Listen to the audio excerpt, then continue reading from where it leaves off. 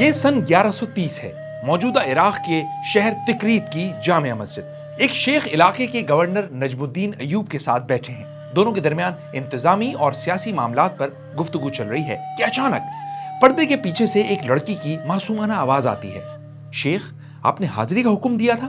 شیخ governor کی طرف معذرت بھری نگاہوں سے دیکھتے ہیں اور قطع کلامی کی معذرت کے بعد لڑکی سے شکوہ کرتے ہیں، اللہ کی بندی تم نے پھر رشتہ ٹھکرا دیا، اس بار تو مجھے یقین تھا کہ یہ رشتہ ضرور پسند آئے گا۔ پردے کے پیچھے سے جواب ملتا ہے، شیخ لڑکا خوبصورت تھا، مالدار بھی، لیکن میرے لائق نہیں تھا۔ بیٹا آخر تم چاہتی کیا ہو؟ شیخ زور دے کر پوچھتے ہیں۔ نہ چاہتے ہوئے بھی گورنر کی توجہ ان دونوں کی گفتگو پر ہے۔ لڑکی کی آواز میں کچھ ایسی بات تھی کہ وہ گورنر کی توجہ کھینچ رہی تھی۔ اسے کچھ دن پہلے اپنے بھائی اسد الدین کے ساتھ ہونے والی بات چیت بھی یاد آ رہی تھی۔ وہ سوچنے لگا کہ اس لڑکی کو بھی وہی امتحان درپیش ہے جس کا سامنا وہ خود کر رہا ہے۔ بھائی 1.5-2 سال سے گورنر کو شادی کے لیے کہہ رہا تھا، کئی رشتے بھی لایا، مگر نجم الدین کو کوئی رشتہ پسند ہی نہیں آیا۔ یہاں تک کہ سلجوقی خاندان کے رشتے بھی اس کے معیار پر پورے نہیں اترے۔ آخری بار جب دونوں بھائیوں کی بات ہوئی تو نجم الدین نے صاف صاف کہہ دیا تھا، مجھے ایسی لڑکی چاہیے جو نیک ہو، اس سے میرا بیٹا پیدا ہو جس کی وہ بہترین تربیت کرے، وہ سپہ سالار بنے اور بیت المقدس کو آزاد کروائے، اور جب میں جنت میں داخل ہوں تو اس نے میرا ہاتھ تھام رکھا ہو۔ مایوس بھائی کہتا رہ گیا، ایسی لڑکی تجھے کہاں ملے گی؟ مگر نجم الدین کو یقین تھا ملے گی اور ضرور ملے گی۔ ابھی وہ یہ باتیں سوچ ہی رہا تھا کہ اس لڑکی کی آواز پھر سنائی دی، شیخ میں ایسا شوہر چاہتی ہوں جو نیک ہو، اس سے میرا بیٹا پیدا ہو اور وہ ایسا بہادر سپہ سالار بنے جو بیت المقدس کو آزاد کرائے، اور جب میں جنت میں داخل ہوں تو اس نے میرا ہاتھ تھام رکھا ہو۔ لڑکی کی بات سنتے ہی گورنر کی آنکھیں پھٹی کی پھٹی رہ گئیں۔ اسے اپنے کانوں پر یقین نہیں آیا، وہ اچھل پڑا۔ اسے لگا یہ لڑکی خدا نے اسی کے لیے بھیجی ہے، ان کا جوڑ تو آسمان پر بنا دیا گیا ہے۔ اس نے فوراً شیخ سے کہا، شیخ میں کروں گا اس لڑکی سے شادی۔ شیخ نے کہا، نجم الدین یہ بہت غریب لڑکی ہے، مجھے دولت نہیں ایمان چاہیے۔ پھر تاریخ نے دیکھا کہ اس جوڑے کے ہاں ایک بچہ پیدا ہوا جو واقعی ایک عظیم سپہ سالار بنا، بیت المقدس بھی فتح کیا اور سلطانوں کا سلطان کہلایا۔ وہ بنا سلطان صلاح الدین یوسف بن ایوب، جسے دنیا آج جانتی ہے صلاح الدین ایوبی کے نام سے۔ اس عظیم سلطان کے بارے میں آج آپ کو بتائیں گے، لیکن پہلے ضروری ہے کہ آپ چینل سبسکرائب کر لیں اور بیل آئیکن دبانا نہ بھولیں۔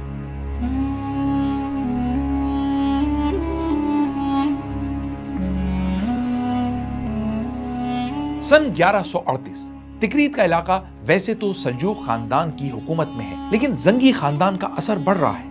ایک دن زنگی خاندان کا ایک لشکر جنگ ہارنے کے بعد شہر کے کنارے دریائے دجلہ پر پہنچا۔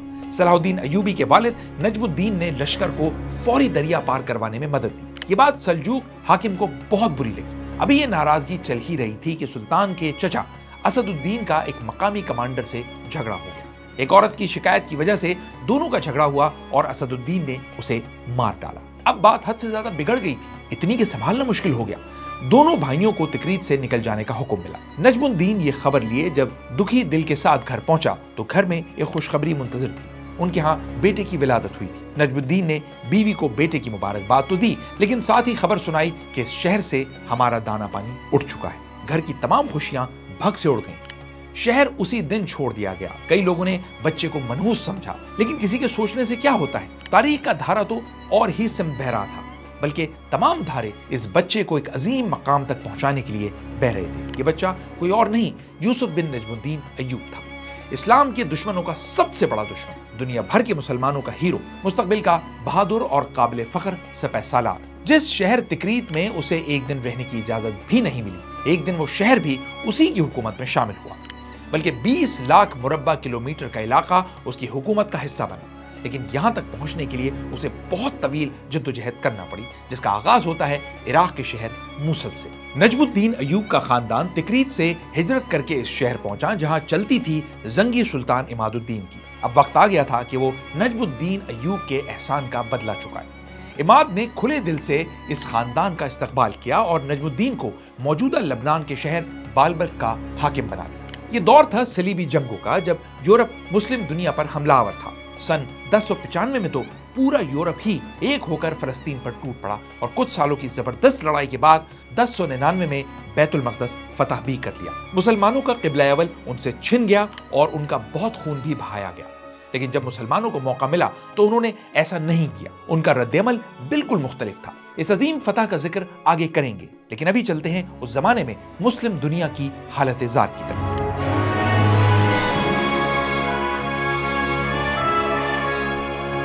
اس زمانے میں یورپ تو مسلمانوں کے خلاف متحد تھا، لیکن مسلمانوں میں اتحاد نام کی کوئی چیز نہیں تھی۔ یہی وجہ ہے کہ صلیبی مسلمانوں سے علاقے چھینتے چلے گئے، یہاں تک کہ شام اور فلسطین کے علاقوں میں 4 ریاستیں بنا لی۔ پہلی ایڈیسا کی ریاست، دوسری انطالیہ، تیسری طرابلس اور چوتھی یروشلم۔ اب وہ مسلم دنیا کے دل میں ایک خنجر کی طرح گھسے ہوئے تھے۔ مسلم حکمرانوں کو آپس میں لڑنے سے فرصت ہوتی تو صلیبیوں سے لڑتے نا۔ ایک طرف بغداد میں خطبہ عباسیوں کا چلتا تھا، مگر ان کا زور کہیں نہیں چلتا تھا۔ عظیم سلجوق سلطنت ٹکڑے ٹکڑے ہو چکی تھی، اس کے شہزادے آپس میں ہی لڑ مر کر ختم ہو رہے تھے۔ مصر میں فاطمیوں کا زوال شروع ہو چکا تھا۔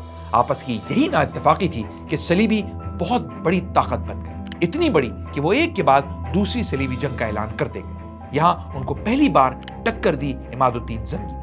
وہ سلجوق دور میں موصل کے حکمران تھے۔ جب سلجوق کو زوال آیا تو انہوں نے اپنی حکومت قائم کر لی اور پھر ان کے بیٹے نور الدین زنگی نے صلیبیوں کا ڈٹ کر مقابلہ کیا۔ یہاں پہلی صلیبی جنگ میں بیت المقدس پر قبضہ تو ہو گیا، لیکن اس کے بعد صلیبیوں کو خطرہ تھا نور الدین سے۔ انہی کے خلاف دوسری صلیبی جنگ کا اعلان کیا گیا۔ سن 1147 سے 1149 کے دوران جرمنی، فرانس، اٹلی اور یورپ کے کئی ملکوں کی فوجیں زنگیوں سے لڑیں۔ کچھ چھوٹے موٹے شہر اور قلعے فتح بھی کیے، لیکن کوئی بڑی اور خاص کامیابی نہیں لے پائے۔ دمشق کا بھی کئی دن تک محاصرہ کیا، لیکن شہر میں داخل نہیں ہو سکے، ناکام ہوئے اور یہ شہر بھی نور الدین زنگی کو مل گیا۔ اس کامیابی کے بعد نور الدین نے یوسف کے والد نجم الدین ایوب کو دمشق کا حاکم بنا دیا۔ تب یوسف اپنی دینی تعلیم کے ساتھ ساتھ تلوار، نیزے بازی اور گھڑ سواری سیکھ رہا تھا۔ باپ کے علاوہ جسے یوسف کی بہت پرواہ ہوتی تھی وہ تھے چچا اسد الدین شیر کو۔ وہ نور الدین زنگی کی فوج میں کمانڈر تھے اور اچھی طرح جانتے تھے کہ بہادر سپاہی کیسے بنتا ہے۔ وہ منتظر تھے کہ اپنے بھتیجے کو میدان جنگ میں تلوار چلاتے اپنی آنکھوں سے دیکھیں، اور وہ وقت بہت جلد آ ہی گیا۔ یہ وہ زمانہ تھا جب مصر میں فاطمی حکومت اپنی آخری سانسیں لے رہی تھی۔ ایک طاقتور وزیر خود اپنی ہی حکومت کے خلاف بغاوت پر اتر آیا تھا۔ تب نور الدین زنگی نے اسد الدین کو حکم دیا کہ مصر جائیں اور بغاوت کا خاتمہ کریں۔ اب چچا کو بھتیجے کی جنگی صلاحیتیں آزمانے کا موقع مل گیا۔ انہوں نے یوسف کو ساتھ لیا اور فوج لیے مصر روانہ ہو گئے۔ یہاں یوسف نے بہادری کیے وہ جوہر دکھائے کہ خود چچا کو بھی یقین نہ آیا۔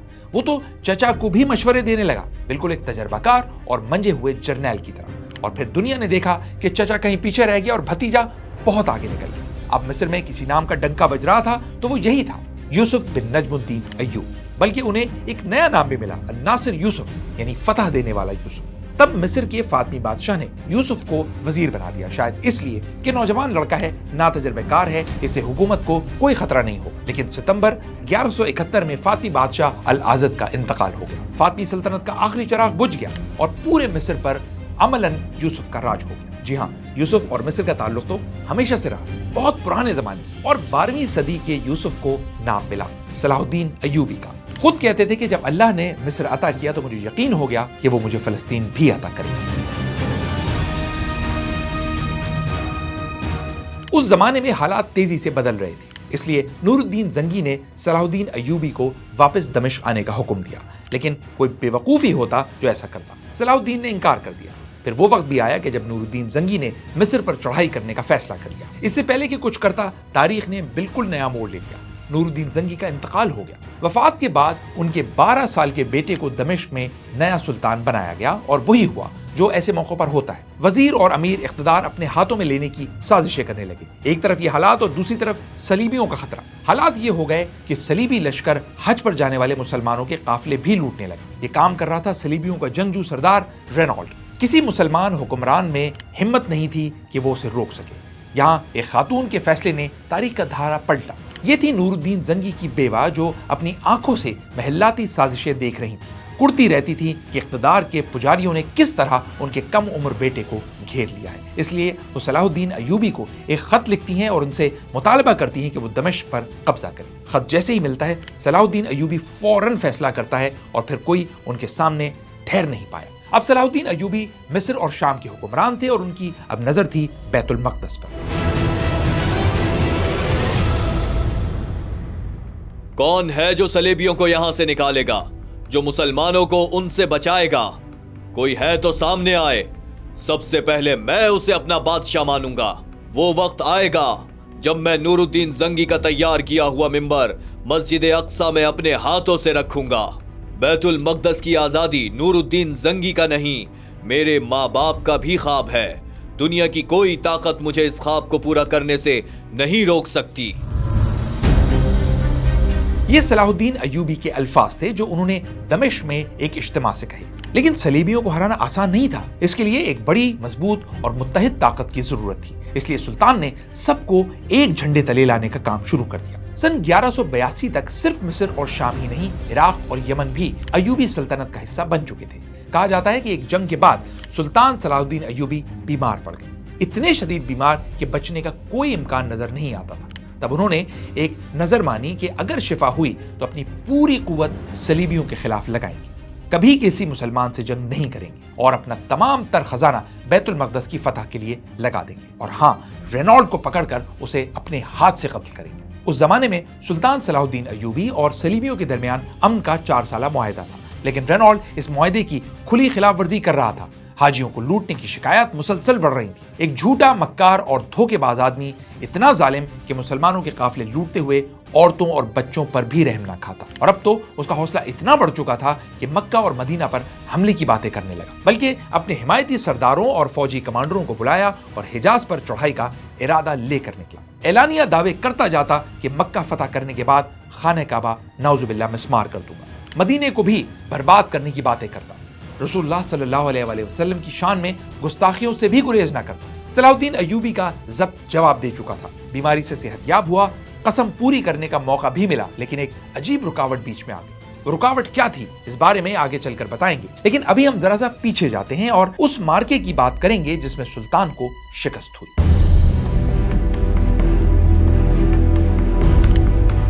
یہ 25 نومبر 1177 ہے. یروشلم بیلون دی فورتھ کے قبضے میں. اسے بیلون دی لیپر بھی کہا جاتا ہے. جی ہاں، یہ بادشاہ کوڑ کا مریض تھا، لیکن تھا بڑا بہادر اور ذہین. تو 1177 میں سلطان صلاح الدین ایوبی نے بیت المقدس آزاد کرانے کی پہلی کوشش کی. مسلمان فوجیں رام اللہ کے قریب پہنچی، چھوٹی موٹی مزاحمت کا خاتمہ کیا، لیکن آگے جانا مشکل ہو گیا. سب سے پہلے تو جانوروں کے لیے چارے کی ضرورت تھی.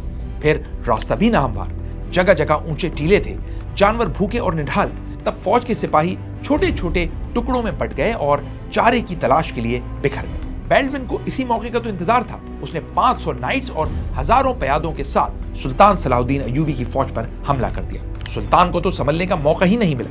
بڑی کوشش کی، فوج کی ہمت بندھائی، انہیں مقابلے پر اکسایا، مگر کوئی اثر نہیں. جس کو موقع مل رہا تھا وہ میدان چھوڑ کر بھاگ رہا تھا. سلطان حالات کو سمجھ گیا، اسی لیے فرار میں ہی عافیت جانی. اس جنگ میں سلطان صلاح الدین ایوبی کو بڑا نقصان اٹھانا پڑا. شہادت اپنی جگہ، بہت سے سپاہی قیدی بھی بن گئے، لیکن یہ صرف وقتی ہار تھی. سلطان ہار ماننے والا اور خاموشی سے بیٹھنے والا کہاں تھا؟ اس نے اپنا کام کر دکھانا تھا، بس کسی مناسب وقت پر اور تیاری کے ساتھ. اس لیے سلطان مصر پہنچا اور اپنے کام پر لگ گیا. کہتے ہیں کہ اس ہار کے بعد سلطان نے بیلون کا نام ہمیشہ عزت سے لیا، یہاں تک کہ جب اس کی موت ہوئی تو سلطان نے کہا، بہادر لوگ ہمیشہ قابل احترام ہوتے ہیں. سلطان کو اپنی فوج منظم کرنے اور ضروری طاقت جمع کرنے میں 10 سال لگ گئے.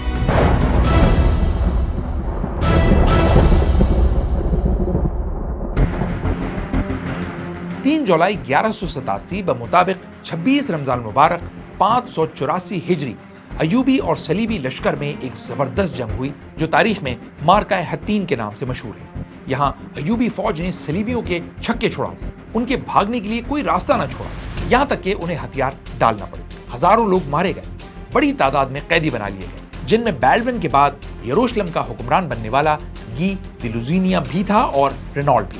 ہم نے بتایا تھا نا کہ سلطان نے قسم کھائی تھی کہ اپنے ہاتھ سے رینالڈ کو قتل کرے گا. رینالڈ کو بھی پتا تھا کہ اسے معافی نہیں ملے گی. تو جب قیدیوں کو پیش کیا گیا تو سلطان نے گی دی لوزینیا کو پانی پیش کیا.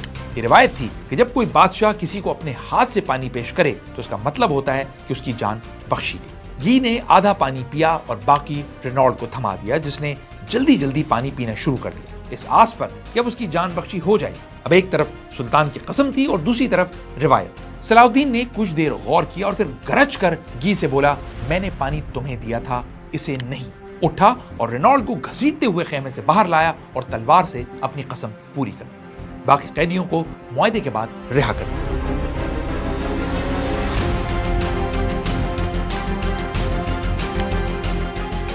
सलीबियों की कमर टूट चुकी थी। शिमाल में बैरूत से लेकर जुनूब में गजा तक पूरा फलस्तीन अब सलाहुद्दीन अय्यूबी के पास था। मौका आ चुका था कि बैतुल मक़दस वापस लिया जाए। 88 साल से इस शहर पर सलीबियों का कब्जा था और फिर वो दिन आ गया। सुल्तान पहुंच गया और शहर का मुहासरा कर लिया। 20 सितंबर 1187 को शहर के घेराव का आगाज हुआ। शुरू में कुछ मुजाहिमत हुई, लेकिन कब तक होती। बिलाखिर शहर वाले मजबूर हो गए, लेकिन उन्हें खौफ था, डर था कि 88 साल पहले जैसे उन्होंने यरूशलेम पर कब्जे के बाद खून रेजी की थी, कहीं सलाहुद्दीन भी जवाब में यही तो नहीं करेगा। तब शहर के हाकिम ने सुल्तान से मुलाकात की और कहा कि अगर आपने अमान नहीं दी तो हम अपने पास मौजूद तमाम मुसलमान कैदियों को कत्ल कर देंगे और शहर की तमाम मुकद्दस इमारतों को जलाकर राख कर देंगे, मस्जिद अक्सा को भी। ये धमकी थी या बुझता हुआ चिराग आखिरी बार फड़क रहा था, लेकिन सुल्तान समझ गया कि अब गेम उसके हाथ में। इसलिए उसने शहर के हर बासी को इजाजत दी कि वो फिदिया दे और किसी भी मसीही इलाके को चला जाए। तारीखदान जोनाथन फिलिप्स के मुताबिक यरूशलेम की फतह पर सलाहुद्दीन अय्यूबी ने हर उस तसव्वुर को गलत साबित किया जो मगरिब ने उनके बारे में कायम किया था। फिर दुनिया ने देखा कि ऐसे हजारों ईसाई जो फिदिया अदा करने की ताकत नहीं रखते थे, उनका फिदिया खुद सलाहुद्दीन और उनके भाई सैफुद्दीन ने अपने पास से दिया और बहुत से तो बगैर तावान के ही छोड़ दिए गए। जोनाथन फिलिप्स ही की किताब दी life and the legend of sultan सैलाहुद्दीन में लिखा है, यरूशलेम के ईसाइयों को कुछ ऐसा देखने को नहीं मिला जिसकी वो तवक्को कर रहे थे। मुहासरे के दौरान शहर की औरतों ने बाल कटवा लिए थे कि वो सुल्तान की फौजों की नजरों में ना आए, लेकिन सुल्तान ने औरतों के मामले में खास रहमदिली दिखाई। हालांकि वो चाहते तो उन्हें अपना गुलाम बना सकते थे, फरोख्त कर सकते थे या अपने फौजियों के हवाले कर सकते थे, लेकिन सुल्तान का कौल है कि फतह के बाद मुखालिफिन के दिल जीतने का सबसे मौसर हथियार है अच्छा बर्ताव और नरमी।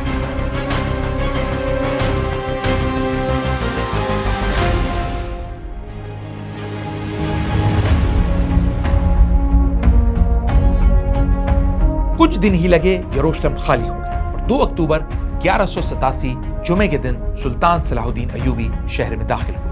हजरत उमर फारूक रज़ियल्लाहु ताला अन्हु के बाद किसी ने ये अजीम कामयाबी मुसलमानों को दिलाई थी। फिर सुल्तान नूरुद्दीन जंगी का बनवाया गया मिंबर मंगवाया जो उन्होंने मस्जिद अक्सा के लिए बनवाया था। यूं नूरुद्दीन जंगी की ख्वाहिश भी पूरी हो गई। ये मिंबर 782 साल तक मस्जिद अक्सा में लगा रहा, यहाँ तक कि 1969 में एक शिद्दत पसंद यहूदी ने मस्जिद के अंदर आग लगा दी और ये तारीखी मिंबर जलकर राख हो गया। मामलात यहाँ तक कैसे पहुंचे और किस किस ने सलाहुद्दीन अय्यूबी का नाम इस्तेमाल किया, इसका जिक्र बाद में। फिलहाल इस आजमाइश का जिक्र जो बैतुल मक़दस की फतह के बाद सुल्तान सलाहुद्दीन अय्यूबी पर पड़ा।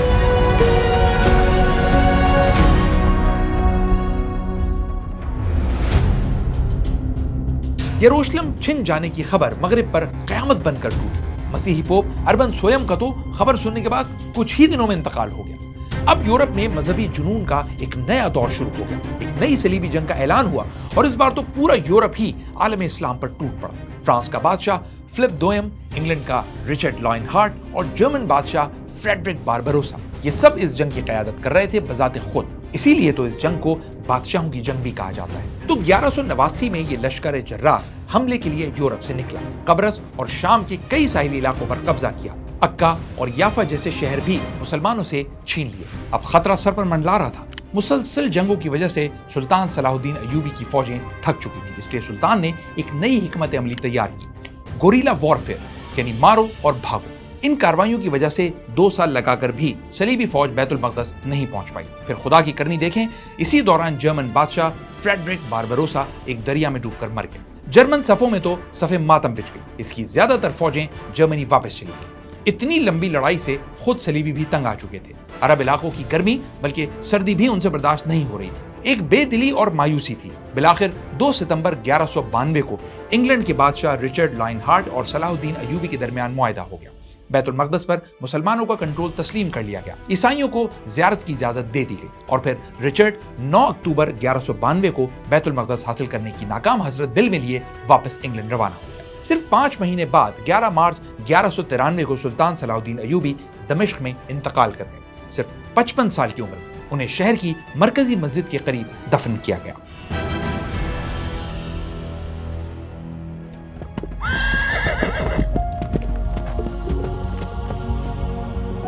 صلاح الدین ایوبی اپنے جنگی کارناموں کی وجہ سے مشہور ضرور ہوں گے، لیکن ان کی عزت و عظمت کی اصل وجہ ہے ان کی رحم دلی، انکساری اور سخاوت۔ وہ جو سلطنت چھوڑ کر گئے وہ مصر اور فلسطین سے یمن، حجاز، شام اور عراق تک پھیلی ہوئی تھی، 20 لاکھ مربع کلومیٹر پر۔ لیکن صلاح الدین کے انتقال کے بعد یہ حکومت زیادہ عرصے نہیں چل پائی، 60 سال بھی نہیں گزرے کہ اس کا خاتمہ ہو گیا۔ لیکن صلاح الدین کا فتح کیا گیا بیت المقدس اگلے تقریباً 700 سالوں تک مسلمان کے پاس ہی رہا، یہاں تک کہ 11 دسمبر 1917 آ گیا۔ پہلی جنگ عظیم کے دوران برطانیہ نے فلسطین پر قبضہ کر لیا۔ جنرل ایڈمنڈ ایلمبی یافا گیٹ سے یروشلم میں داخل ہوا اور ترکوں کے 400 سالہ دور کا خاتمہ کر دیا۔ سلطان کا ایک شہر تو دشمن کے پاس چلا گیا اور زیادہ وقت نہیں گزرا دوسرا شہر بھی گیا۔ جولائی 1920 میں فرانسیسی جنرل آنری گوراد نے دمشق فتح کیا۔ کامیابی کے بعد سیدھا صلاح الدین ایوبی کے مقبرے پر پہنچا۔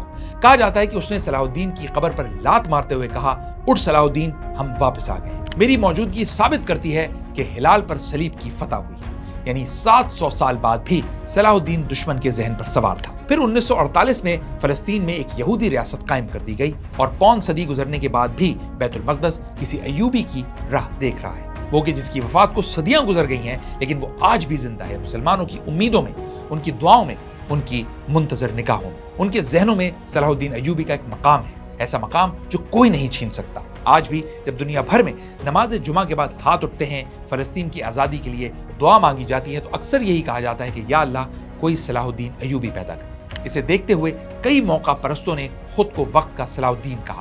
50 کی دہائی میں مصر پر جمال عبد الناصر کا راج تھا۔ اپنی حکومت میں انہوں نے صحرائے سینا اور نہر سوئس سے انگریزوں اور فرانسیسیوں کو نکالا، شام اور مصر کو متحد کیا اور پھر خود کو صلاح الدین سمجھنے لگے۔ تب صلاح الدین پر ایک مشہور فلم بھی بنائی گئی، نام رکھا گیا الناصر صلاح الدین۔ جی ہاں، ناصر اور صلاح الدین، شاید ناصر کو صلاح الدین ثابت کرنے کے لیے، لیکن حال یہ تھا کہ یہی جمال عبد الناصر اپنے ملک میں اسلام کا نام لینے والوں کے خلاف ہے۔ جنوری 1954 میں ملک کی سب سے بڑی مذہبی جماعت اخوان پر پابندی لگا دی گئی اور انہی کے دور میں سید قطب کے علاوہ کئی علماء کو پھانسی دے دی، ہزاروں گرفتار ہوئے، سالوں تک جیلوں میں سڑتے رہے، لیکن موصوف صلاح الدین ایوبی بنے پھرتے رہے۔ صلاح الدین نے تو کبھی غیر مسلموں کے ساتھ بھی ایسا سلوک نہیں کیا۔ پھر ایک صلاح الدین عراق میں بھی آیا، 90 کی دہائی کا صدام حسین، اس نے تو صلاح الدین سے ایک رشتہ بھی نکال لیا۔ یہ کہ دونوں تکریت میں پیدا ہوئے، اتنے سارے پیدا ہوئے، لیکن حقیقی صلاح الدین کہاں ہے؟ مسلمانوں کی دعاؤں کے علاوہ کہیں اور نظر نہیں آتا۔ What is Jerusalem worth? Everything.